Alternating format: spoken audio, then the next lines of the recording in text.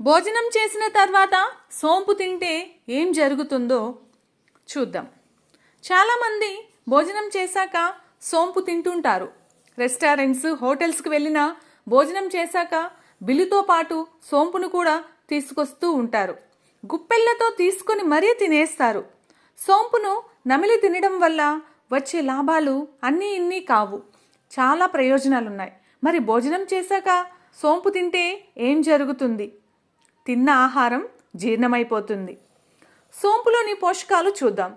ఈ సోంపులో calcium, phosphorus, potassium, magnesium, కేలరీన్, సోడియం, విటమిన్ B6, ప్రోటీన్స్.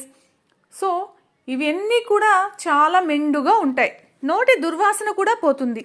పాలు ఇచ్చే తల్లులు సోంపు తినడం వల్ల వాళ్లకు పాలు సమృద్ధిగా పడతాయి. వెయిట్ లాస్ అవ్వాలనుకునే వాళ్ళు ప్రతిరోజు సోంపు తినడం మంచిది. తిన్న ఆహారం జీర్ణమైపోతుంది.